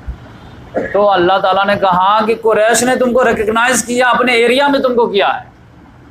आज तक ये चढ़ दौड़ते थे तुमको, बदर में आ गए, उहद में आ गए, खंदक में आ गए, मिटा देंगे, नामो निशान कर देंगे। आज देखो तुम्हारे अपने एरिया में आकर के तुमको कहता कि चलो सुलह कर। तो ये बैठना ही विक्ट्री है। इसके बाद तो ठीक है, तुमको भी जो है रिलीफ मिलेगा, उसको भी रिलीफ मिलेगा, लेकिन तुम्हारे पास तो अभी जो तलवार की ताकत थोड़ी नियाम में जाएंगी, तो अभी दावत की ताकत तो तुम्हारे पास बाकी है, वो हथियार से किल हो जाएंगे। क्योंकि असल तुम्हारा पास हथियार क्या है? मक्के में जो 13 साल काम किए थे तो हथियार क्या था? दावत थी, कुरान था। तो अब तुम्हारे पास ये है। तलवार कब निकालेंगे? तलवार तो निकालेंगे जब जब जो है रास्ता बंद हो जाता है, तो उसको रास्ता क्लियर करने के लिए ये है। क़िताल फी सबिल्लाह क्या है कि आप रास्ते में गाड़ी लेके जा रहे हैं, तो दावत इस्लाम जो है ये गाड़ी है, इसी से आप मंजिल तक पहुंचेंगे। लेकिन बीच बीच में ब्रेकर आ गया है, कहीं पर दरख्त गिर गया है, तो फिर उसको जो आरा से काटेंगे कि नहीं काटेंगे, वरना जो पड़े रहिएगा। तो ये क़िताल फी सबिल्लाह जो है ये भी ज़रूरी है, और दावत फी सबिल्लाह ये भी ज़रूरी है। दोनों में से किसी एक को ये करेंगे और फिर कहेंगे कि दीन गालिब हो जाए, तो पॉसिबल ही नहीं। कहीं पर अगर ब्रेकर आ गया तो ब्रेकर को तो हटाना पड़ेगा ना। कहीं पर रास्ते में जो है दरख्त गिर गया है, तो उसको काट करके साफ तो करना पड़ेगा, तभी तो गाड़ी चलेगी ना। तो ये जो वेस्टेड इंटरेस्ट वाले लोग रहते हैं, ये तो आपकी दावत को फैलने नहीं देंगे। कुछ रोज जो है जमहूरियत करेंगे, फिर वो ताकत इस्तेमाल कर देंगे। तो इस लिहाज से अल्लाह ताला ने कहा कि ये ओपन विक्ट्री। फिर वो जो बेटा को जब लेकर के जा रहा था सुलह बिन अम्र अबू जंदल को, तो बहुत ज़्यादा जो है अपने आप को सीना चेस्ट थम्पिंग कर रहा था कि देखो मैंने कैसे सुलह कराया, मैं कैसे सुलह कराया, कि वो हमारा बंदा जाएगा तो वो नहीं वापस किया जाएगा, उसका बंदा नहीं वापस करूँगा। देखो डिप्लोमेसी में मैं कैसे पछाड़ा हूँ। सारे लोग हाँ वाकई में। लेकिन अल्लाह ताला ने कहा कि ये तुमको बाद में पता चलेगा कि यही तुम्हारे लिए मुसीबत बनेगी। वमा करो वमा कर अल्लाह, तुम्हारी चाल अपनी तरफ है, हमारी चाल अलग है। वो क्या हुआ मामला कि बहुत सारे लोग जो है, अबू बसीर नाम के एक आदमी थे, सहाबी थे, वो जो है किसी तरह से मक्के में इस्लाम कबूल किए। अब मक्के में इस्लाम कबूल करके मदीना आ गए। मदीना आए तो 2 आदमी उनको जो है बुलाने के लिए आ गए मक्के से। मोहम्मद सल्लल्लाहु अलैहि वसल्लम के पास आया कि देखिए हमारा बंदा अबू बसीर नाम का है, ये ईमान कबूल कर लिया है और आपके यहाँ आ गया है, तो मुआहदे के हिसाब से इनको वापस कीजिए। तो मोहम्मद सल्लल्लाहु अलैहि वसल्लम अबू बसीर के सामने हाथ जोड़ दिए कि भाई हमारा मुआहदा हो चुका 10 साल के लिए, तो आप जाओ और वहीं पर इस्लाम का काम करो, लेकिन हमारे यहाँ तो नहीं रह सकते क्योंकि मुआहदा हो चुका है, हम मुआहदे के पाबंद हैं, लिहाजा हम दिल पर पत्थर रख करके आपको वापस करने पर मजबूर हैं, चले जाइए। तो वो भी रोए धोए, लेकिन क्या नहीं जाना पड़ेगा, आप जाइए। अब 2 लोग लेने के लिए आए थे तो ये 3 लोग हो गए। जो लेने के लिए आया था उसके पास तलवार बहुत ज़बरदस्त, नए नए ख़रीदा था एकदम तलवार। तो यकीनी बात है कि चलते चलते जो है 5-6 घंटा बाद कहीं पर रुकेंगे, ज़मीन पे बैठेंगे। तो घोड़ा वगैरह को बांध दिए, ये लोग थक गए थे। तो वो जो है तलवार को मार जो है दिखा उखा रहा था, देखो बेहतरीन तलवार ख़रीदा हूँ ये वो। और उन्हीं के जो है फ्रेंड सर्किल के थे, बस वो ईमान कबूल कर लेते, जिसकी वजह से दुश्मनी हो गई थी। तो दिखा उखा रहे थे।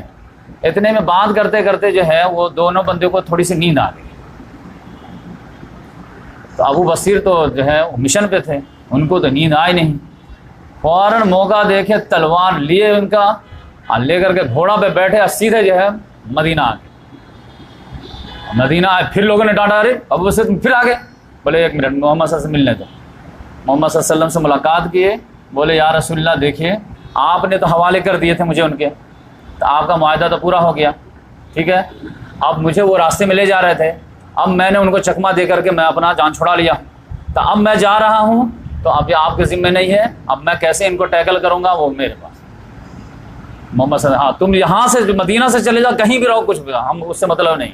हमारा जो एग्रीमेंट है कि हम तुमको पनाह नहीं दे सकते, तुमको जहाँ जाना जा। वो डायरेक्ट जो है चले गए कहाँ पे, समंदर साहिल के किनारे, बहरे अहमर के पास। अब वहीं से जो है कुरैश का काफिला गुजरता था। आज ये जब ईमान लाए थे तो मक्के वाले ने इनका पूरा घर लूट लिया था। हर मुसलमान का ये लोग ऐसे ही करते थे। अबू बसीर जो वहाँ पे जाके बैठ गए। फिर जो लड़का पता चलता था कि जो है ईमान लाए हैं और अबू बसीर वहाँ पे एक कैंप लगाए हैं, तो सब लोग एक एक करके जमा होने लगे। तो 1 लड़का आया, 2 लड़का आया, 3 आया, 4 आया, जिसको भी मदीना से वापस किया जाता वो वहाँ चला जाता। लिहाजा उनका ग्रुप बनता चला गया, तो 10-20 लड़के की टीम बन गई। अब इन्होंने कहा कि अब हम इनको बताते हैं। लिहाजा वो जैसे ही कोई काफिला गुजरता तो उस पर मार देते जो है, अटैक करते, अब पूरा सामान उमान लेट लेते, ऐसे भगा देते। तुम हमारा सामान लूटोगे ताकत के बेस पे, तब हम तुम्हारा सामान लूटें। ये लोग आकर के शिकायत करते मोहम्मद सल्लल्लाहु अलैहि वसल्लम से कि देखे आपका बंदा जो है हमारा काफिला को लूटे। का हमारा बंदा कहाँ, वो तो फ्री बंदा है। हमारा बंदा तो हमारे कंट्रोल में रहेगा, वो हमारा बंदा ना, हमारा बंदा नहीं है। लिहाजा इनके नाक में दम हो गया माँ, इनकी तादाद बढ़ती चली गई। तब वही सुहेल वगैरह फिर मशवरा किए कि भाई ये इसका कैसे किया जाए। पहले तो जो है बदर के पास से गुजरते तो प्रॉब्लम था, अब तो ये लोग एक हेडेक बन गए। तो सब लोगों ने कहा कि भाई ऐसा करो कि मोहम्मद से बोलो कि ये अपने जो है नौजवानों को बुला लें, हम जो है इनसे तंग आ गए। तो मोहम्मद सल्लल्लाहु अलैहि वसल्लम ने फिर इन लोगों को बुला लिए। तो फिर जो है अल्लाह ताला ने इनको रास्ता दे दिया। तो जो मोहम्मद सल्लल्लाहु अलैहि वसल्लम ने जो अबू जंदल को बोले थे कि सब्र करो, अल्लाह कोई ना कोई रास्ता निकालेगा, तो आप देखें कि 1 ही साल के अंदर में अल्लाह ताला ने रास्ता निकाला। तो इस लिहाज से जो है सुलह हुदैबिया 10 साल के लिए जो है नो वार पैक्ट जो है हुई थी, लेकिन 2 साल ही मुश्किल से चल पाई। और उसमें जो है कुरैश वालों ने ही गलती कर दी है, जिसकी वजह से मुआहिदा ख़त्म हो गया। इसमें असल में जो फ़िलासफ़ी ऑफ सीरत अगर आप पढ़ेंगे तो उसमें असल मसला क्या था कि आप समझ लीजिए, मोहम्मद सल्लल्लाहु अलैहि वसल्लम के सामने 2 दुश्मन थे। ये दोनों दुश्मन साथ में मिल करके आ गए थे खंदक के मौके से। लिहाजा मोहम्मद सल्लल्लाहु अलैहि वसल्लम का अपना असेसमेंट ऐसा था कि बैक वक्त दोनों दुश्मन से हम नहीं टकरा सकते, क्योंकि दोनों के पास टैलेंट अलग अलग है। एक के पास दौलत बहुत है, शातिर दिमाग बहुत है, एक के पास मसल पावर, मस्कुलर पावर बहुत ज़्यादा है। ये दोनों अगर मिल जाते हैं ना तो फिर सोने पे सुहागा हो जाता है। लिहाजा अगर ये दोनों अकेले अकेले आए लड़ने के लिए तो हम आराम से इसको डिफीट दे देंगे दोनों। लिहाजा मोहम्मद सल्लल्लाहु अलैहि वसल्लम किसी भी मौके के तलाश में थे कि किसी तरह ये दोनों अकेले अकेले आए। अब वो मौका मिल नहीं रहा था। ये सुलह हुदैबिया के मौके से मौका मिल गया। वो मौका क्या मिला कि कुरैश के 10 साल के लिए हाथ बांध दिए, ये तो आप जंग करेंगे नहीं। तो अब जो दूसरा दुश्मन था जो खैबर में यहूदी था, इनसे निपटना तो बिल्कुल आसान हो गया। लिहाजा मोहम्मद सल्लल्लाहु अलैहि वसल्लम ने पहले एक दांत तो तोड़ दें, ऊपर वाला तोड़ देते, नीचे वाला फिर कितना जो है बर्दाश्त करें। लिहाजा 3 महीने के अंदर में खैबर लॉन्च हो गया। ज़िलक़ादा में हुआ है, ज़िलहिज्जा गुजरा है, फिर मुहर्रम आया है और लॉन्च हो गया। और अल्लाह ताला ने कहा कि सिर्फ वही लोग जाएंगे जो हुदैबिया में गए थे, नरम चारा समझ कर ये नहीं कि सब मुनाफिक उठ जाएं। सिर्फ वो लोग जाएंगे जो सुलह हुदैबिया में, और जो जाएगा उसको माल गनीमत नहीं मिलेगा, जान लो। तो ऐसे मुनाफिक इन लोग छट गए। तो 7 हिजरी में अल्लाह ताला ने खैबर फतह हुआ। खैबर कैसे फतह हुआ वो हम आपको डिटेल से बताएंगे। और 7 में ये फतह हुआ तो ये दांत टूट गया। अब उसके बाद 8 में जो है कुरैश ने थोड़ी सी गलती कर दी है, तो फिर वो दोबारा जो है मुआहदा के तजदीद के लिए आया, मोहम्मद सल्लल्लाहु अलैहि वसल्लम ने झटक दिए। अब क्यों, मेरा जो प्रॉब्लम था वो तो सॉल्व हो गया, जो एक प्रॉब्लम था खैबर यहूद का उसको तो मैं फिनिश कर दिया हूँ। तो अब तो मैं तुमको जब चाहूँ पीट कर रखता, तो अब मैं क्यों मुआहदा करूँगा? अब मैं मुआहदा नहीं करूँगा, मैं जंग करूँगा। तो आप देखिए कि सुलह हुदैबिया 6 हिजरी में हुई है, तो उस वक्त 1400 लोग थे। और मोहम्मद सल्लल्लाहु अलैहि वसल्लम 8 हिजरी में जब फतेह मक्का पे चढ़ाई करते हैं तो कितनी तादाद रहती है सहाबा किराम? 10,000। तो आप समझ जाइए कि सुलह की भी बरकत कितनी है, क्योंकि आप जो है जमहूरियत कायम हो गई थी, हर एक को मजहब कबूल करने की आज़ादी हो गई थी।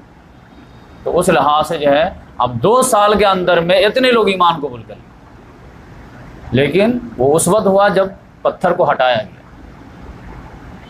पत्थर हटाए बगैर जो है सुलह का फ़ायदा नहीं देता। तो इस लिहाज से मैं तफसील से बताऊंगा। नेक्स्ट हफ्ते में आपको जो है ना खैबर का चैप्टर लूँगा ना फतह मक्का का लूँगा, बल्कि एक जो ख़ास चैप्टर है उस पर रोशनी डालूँगा, और वो चैप्टर है मोहम्मद सल्लल्लाहु अलैहि वसल्लम के सुलह हुदैबिया के बाद जब इंटरनल कन्फ्लिक्ट ख़त्म हो गया, लगा कि अब काबू पा जाएंगे हम, तो फिर जो है इंटरनेशनल मूवमेंट का आगाज़ किया। क्योंकि मोहम्मद सल्लल्लाहु अलैहि वसल्लम जो है सिर्फ अरब के लिए रसूल बन के नहीं आए थे, इंटरनेशनल रसूल थे। वमा अरसलनाका इल्ला रहमतल लिल आलमीन वमा अरसलनाका इल्ला काफ़तल लिन्नास बशीरन, ग्लोबल मैसेंजर थे। तो अब ग्लोबलाइजेशन स्टार्ट होगा।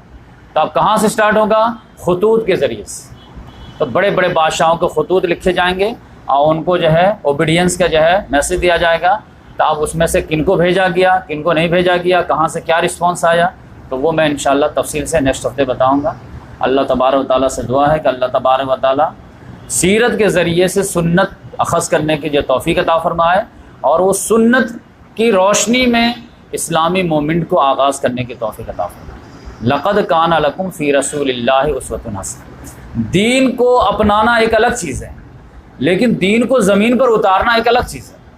आपके पास फार्मूला कितना ही अच्छा है, लेकिन फार्मूला ज़मीन पर नहीं उतरेगा तो फार्मूला है। ज़कात का सिस्टम बहुत अच्छा है, सूद बहुत बेकार है, लेकिन ज़मीन पर नहीं उतरा तो फार्मूला लेकर के तो आदमी नहीं पिएगा उसको। तो ज़मीन पर उतरना तो मांगता ना। तो ये उतारना जो है दुनिया का सबसे हार्ड काम है। इसके लिए अल्लाह ताला ने कहा लक़द काना लकुम फ़ी रसूलिल्लाहि उस्वतुन हसना। ये ज़मीन पर उतारने के काबिल कैसे बनोगे? ये रेवोल्यूशनरी मूवमेंट बढ़ेगी कैसे? किस गाइड में बढ़ेगी? किसको तुम आइडियल बनाओगे? किसको तुम अपना रहबर बनाओगे? लक़द काना लकुम फ़ी रसूलिल्लाहि उस्वतुन हसना। दीन एक ही रसूल के ज़रिए से हार्ड रेवोल्यूशन आया है, वो मोहम्मद सल्लल्लाहु अलैहि वसल्लम के ज़रिए से।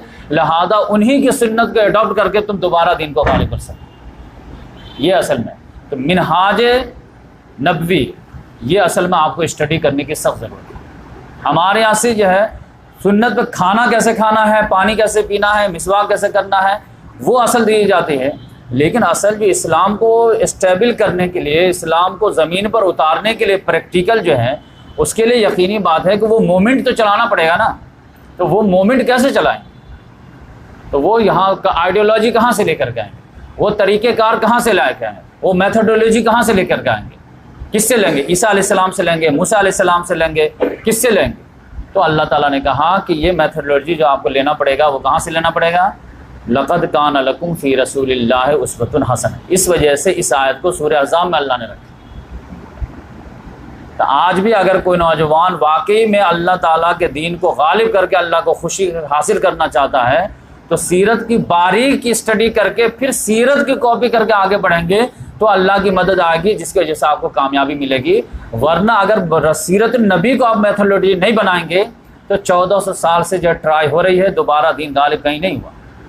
बड़ी बड़ी जमातें खप गई, ख़त्म हो गई, खप गई, ख़त्म हो गई। बड़ी बड़ी एक काम दीन के नारे हज़ारों जमातें ने लगाए, किसी को कामयाबी नहीं मिली। उसकी वजह क्या थी कि मेथोडोलॉजी जो है वो सीरत नबी को नहीं बना, हथियार जो है उन्होंने कुरान को नहीं बना। इसके तो आज भी अगर आप दोबारा दीन गालिब होगा तो मोहम्मद सल्लल्लाहु अलैहि वसल्लम ने फरमा दिया था लन यसलु आखिर हाज़िल उम्मा इल्ला बिमा सला बिही अव्वलुहा। इस उम्मत के आखिरी हिस्से की भी इस्लाह नहीं होगी मगर उसी पैटर्न पर जिस पैटर्न पर फर्स्ट मरतबा हुई। तो इस वजह से आप मोहम्मद सल्लल्लाहु अलैहि वसल्लम के सीरत को अपनाइए, बारीक स्टडी कीजिए। अब तो दौर आ गया ना सिर्फ सीरत की बल्कि फिलॉसफी ऑफ सीरत की। ये स्टांस लिए तो क्यों लिए, ये ऑप्शन इख्तियार किए तो क्यों इख्तियार किए, बिटवीन द लाइन पढ़िए, फिर उसके बाद जो है पूरी उम्मत को लीड कीजिए, तो इंशाअल्लाह कामयाबी मिलेगी। अल्लाह ताला से दुआ है कि अल्लाह तबारक व तआला हमारी टूटी फूटी कोशिशों को कबूल फरमाए। जज़ाकल्लाह। सुभान अल्लाह बिहम्दिही, सुभानक अल्लाहुम्मा व नशहदु अल्ला इलाहा इल्ला अंता व नस्तगफिरुका व